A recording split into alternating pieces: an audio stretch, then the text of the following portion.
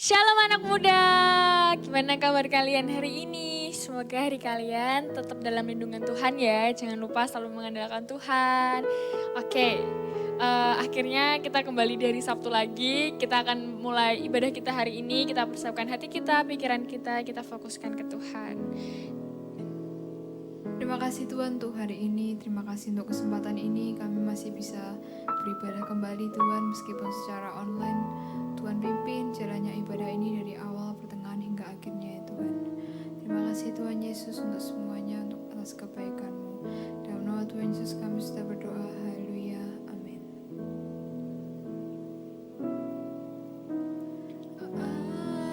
Alam semesta melukiskan kebesaran Tuhan, bumi dan surga menyaksikan kemuliaan nama-Mu. Hosana,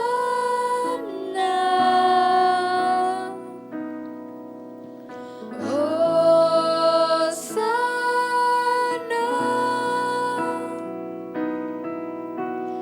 layak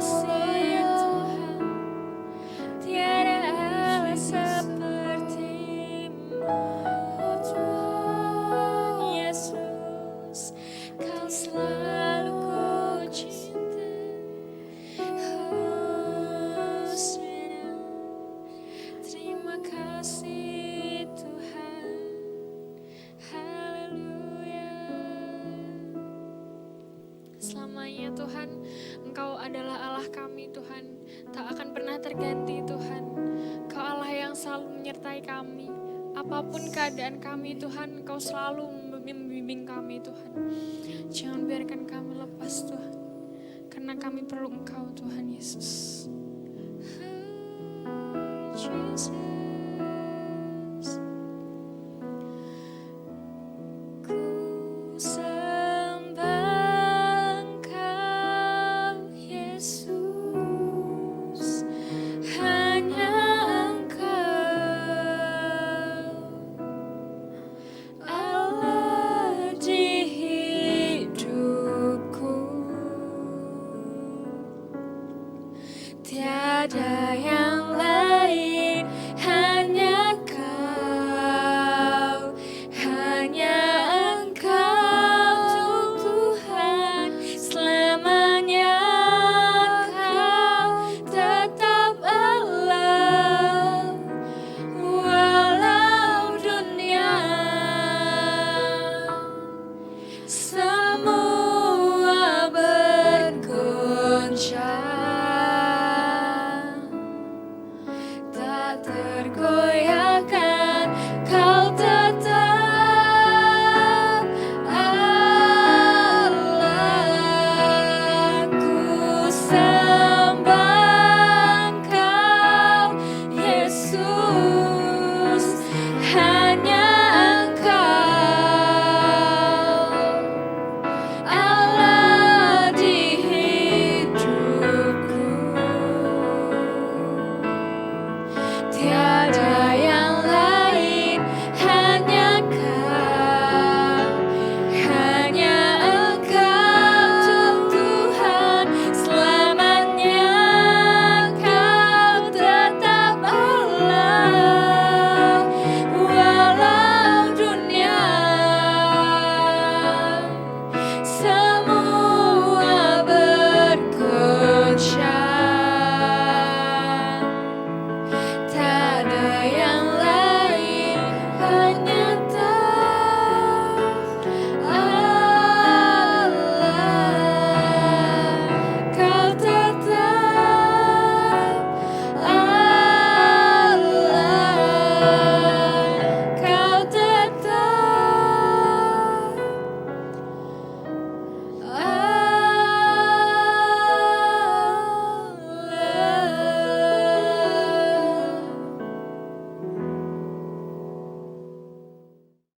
Shalom Sobat Muda, ketemu kembali walaupun lewat online. Dan Kak Melinda percaya bahwa kita semua tetap bersemangat untuk mengenal kebenaran firman Tuhan. Sama-sama kita mau siapkan hati kita. Bapak, di dalam nama Tuhan Yesus mengucap syukur ya Bapak untuk malam hari ini. Kami rindu Tuhan untuk kami belajar mengenai kebenaran-Mu dan kami melangkah sesuai dengan rencana-Mu ya Bapak. So kami tahu Tuhan, keselamatan yang Engkau beri itu mahal harganya, yaitu seharga korban Kristus Yesus. Dan kami mau menghargainya ya Bapa, sebab darah-Mu itu lebih daripada emas dan perak. Oh, kami tahu ya Bapa, keselamatan yang Kau berikan itu kekal adanya ya Bapa, dan membawa hidup kami semakin hari Tuhan semakin dimuliakan bersama dengan Engkau. Di dalam nama Tuhan Yesus, haleluya, amin. Kekasih Tuhan, Kak Melinda percaya lewat pembelajaran kita bersama ya di khotbah-khotbah sebelumnya tentang pertobatan, tentang keselamatan, itu membuat kita semakin yakin bahwa kita punya Yesus sebagai satu-satunya Tuhan dan Juru Selamat. Karena tidak ada nama lain yang diberikan selain nama Yesus Kristus. Tidak ada nabi, leader, pemimpin, siapapun juga yang berani berkata, ayo ikut aku, maka engkau akan mendapatkan keselamatan hingga kekekalan. Sobat Muda, hari-hari ini kita melihat banyak yang terjadi secara mendadak ya kan. Dan kita tidak pernah tahu apa yang terjadi setelah kematian. Tetapi yang kita imani dan kita percaya adalah di dalam Kristus Yesus, maka ada kehidupan kekal. Setelah kita mengalami kematian, maka roh kita akan dibangkitkan di dalam Kristus Yesus. Nah, keselamatan itu sudah dikerjakan oleh Yesus, selesai di atas kayu salib. Kita akan memperingatinya nanti Paskah, ketika kebangkitannya, kenaikannya, kemudian Yesus pun mengutus Roh Kudusnya, ya, di hari Pentakosta. Maka kita punya Roh Kudus yang menjadi jaminan karena Roh Kudus tinggal di dalam kita, bukan sekedar mendampingi kita, bukan sekedar menolong kita, tapi tinggal di dalam kita. Dan firman Tuhan juga mengatakan engkau adalah bait Allah. Nah rekan-rekan, semua perjalanan iman itu kita mulai dari mana? Kita mau lihat bagaimana dengan teladan Yesus Kristus Yesus. Yuk sama-sama kita baca firman Tuhan dalam Matius pasal yang ketiga ayat 13 sampai yang ke-17. Yesus dibaptis Yohanes, maka datanglah Yesus dari Galilea ke Yordan kepada Yohanes untuk dibaptis olehnya. Tetapi Yohanes mencegah dia, katanya, akulah yang perlu dibaptis olehmu, dan engkau yang datang kepadaku. Lalu Yesus menjawab katanya kepadanya, biarlah hal itu terjadi, karena demikianlah sepatutnya kita menggenapkan seluruh kehendak Allah. Dan Yohanes pun menurutinya. Sesudah dibaptis, Yesus segera keluar dari air, dan pada waktu itu juga langit terbuka dan ia melihat Roh Allah seperti burung merpati turun ke atasnya. Lalu terdengarlah suara dari surga yang mengatakan, inilah anakku yang kukasihi, kepadanyalah aku berkenan. Kasih Tuhan, dibaptis itu bukan perkara karena aku wajib, karena aku istilahnya disuruh ikut-ikutan, bukan itu. Sekali lagi bukan itu. Dan sebetulnya ketika kita mengikut Yesus, ketika kita percaya kepada Yesus, maka kita sebetulnya meneladani Yesus. Nah, teladan Yesus itu adalah Yesus dibaptis. Bahkan dikatakan di sini sebetulnya Yesus kan tidak seharusnya gitu ya. Tidak perlu dibaptis. Yohanes pun menghalang-halangi untuk Yesus dibaptis. Tapi kenapa Yesus mau dibaptis? Yesus mengatakan sendiri supaya kita menggenapi seluruh kehendak Bapa. Jadi ketika engkau percaya kepada Yesus Kristus Tuhan, engkau memberikan hidupmu kepada Tuhan, maka kita artinya memberikan kehendak kita kepada Tuhan. Kita mau supaya Tuhan yang berdaulat atas hidup kita, Tuhan yang berotoritas dalam kehidupan kita. Nah, teladan Yesus adalah dibaptis. Jadi rekan-rekan, kalaupun kita merasa gitu ya, aku masih belum sempurna, ya memang manusia belum sempurna, dan kalaupun merasa aku masih ada dosa dan segala macam, ya betul ya, karena kita masih hidup di dalam daging ini. Tapi kalau kita rindu supaya kita bisa menggenapi kehendak Bapa, maka berikan dirimu untuk dibaptis. Jadi dibaptis rekan-rekan, Kak Mena hanya katakan ini ya beberapa aja ya. Yang pertama, karena kita percaya kepada Yesus dan kita meneladani Yesus, itu aja. Kita mau mengikuti Yesus. Yang kedua, kita punya kerelaan menyerahkan kehendak kita untuk kita bisa mengikuti apa yang menjadi kehendaknya Tuhan. Dan yang ketiga, sebenarnya dibaptis itu kita menyatakan diri kepada teman-teman kita, kepada orang-orang di sekitar kita, bahwa ini loh aku sudah dibaptis, artinya aku sebagai orang yang percaya, aku udah menjadi anaknya Tuhan. Maka orang-orang di sekitar kita akan melihat bahwa ini loh yang namanya anaknya Tuhan.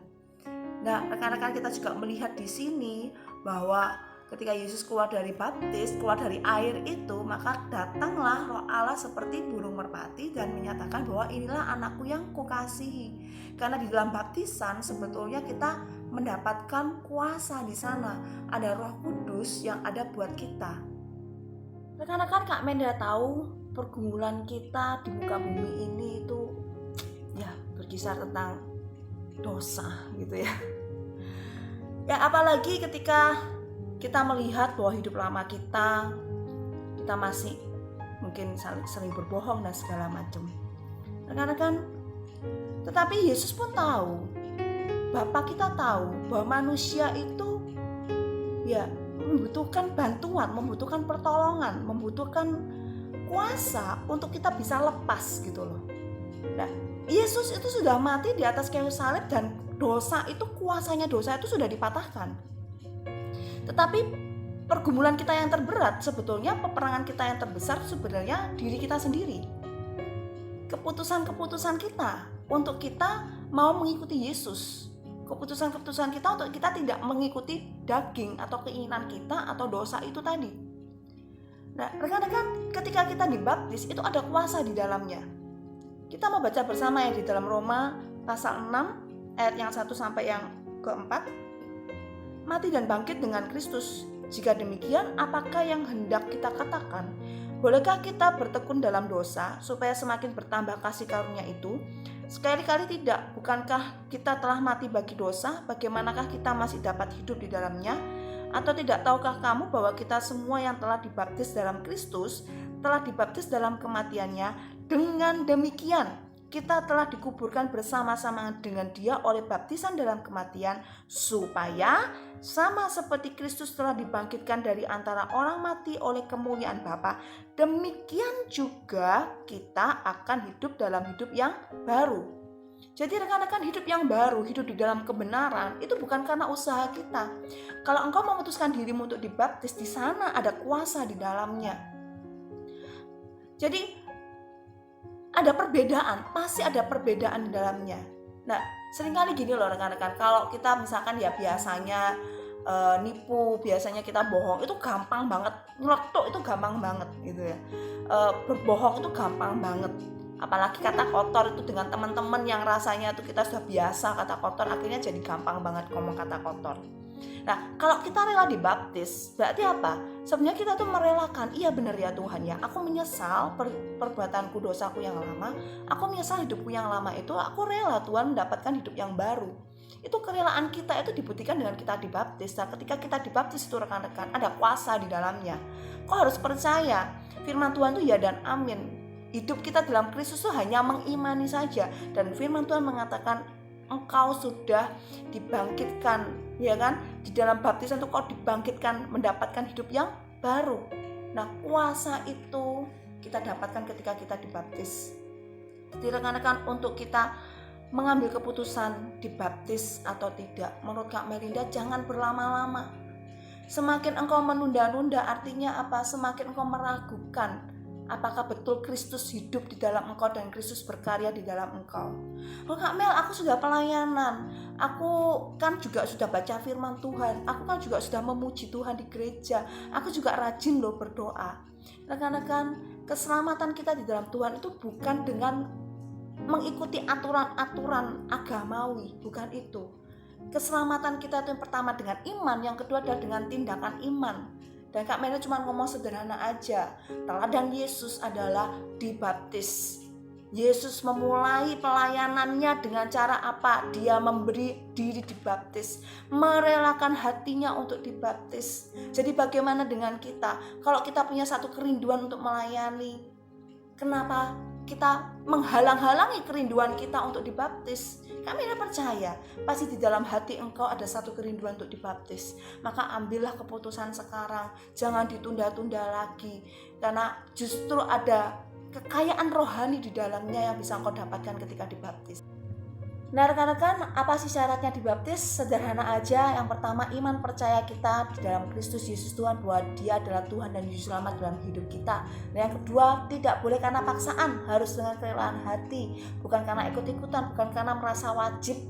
Ya rekan-rekan ya, karena dibaptis itu adalah berbicara tentang pengiringan kita secara pribadi kepada Tuhan kita Yesus Kristus. Tentang apa baptisan, seperti apa, kemudian apa saja yang harus dilakukan, Kak Melinda dorong rekan-rekan untuk kita bisa saling diskusi ya, lewat BYC, lewat komsel-komsel yang ada. Dan kalau rekan-rekan mengambil keputusan untuk dibaptis, segera ambil formulirnya, dan nanti di gereja juga akan ada ya rekan-rekan ya, untuk penjelasannya dari kakak-kakak mentor seperti apa itu dibaptis, sehingga ketika kita dibaptis kita punya pengertian yang benar tentang apa itu baptisan. Rekan-rekan, sama-sama kita mau tutup di dalam doa. Bapa, di dalam nama Tuhan Yesus, terima kasih ya Bapa untuk sore hari ini Engkau yang memberkati setiap dari anak-anak-Mu Tuhan. Bahkan Engkau tanamkan dalam hati mereka satu kerinduan untuk mereka mau menyerahkan diri mereka dibaptis. Bagi yang sudah dibaptis Tuhan, hamba percaya bahwa kuasa Roh Kudus Engkau yang menjaga mereka, Engkau yang menopang mereka Tuhan, sehingga setiap pengiringan mereka kepada Engkau Tuhan, mereka berjalan di dalam kebenaran-Mu ya Bapa. Terima kasih Bapa, terima kasih. Ampuni setiap dosa kami Tuhan, ampuni setiap kekerasan hati kami ya Bapa. Dan biar pada hari ini juga Tuhan, Roh Kudus yang bekerja di dalam kehidupan kami. Kami juga berdoa ya Bapa untuk orang tua kami, untuk bangsa dan negara kami Tuhan. Hamba percaya Tuhan bahwa Engkau Allah turut bekerja di dalam segala hal, mendatangkan kebaikan bagi orang-orang yang mengasihi Engkau. Di dalam nama Tuhan Yesus, haleluya, Amin. Biarlah cinta di hatiku terus menyala di dalamku, takkan pernah mampu ku jauh darimu. Engkau alasanku hidup setiap musim di hidupku.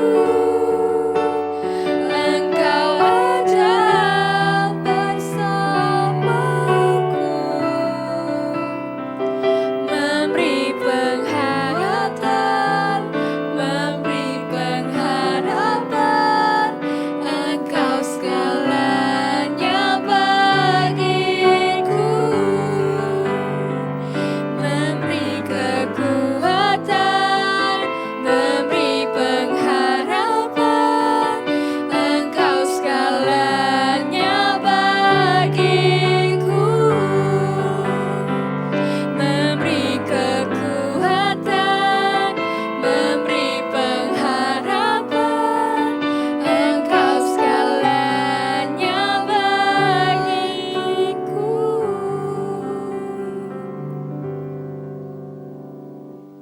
Selamat hari Sabtu, Tuhan Yesus memberkati. Bye.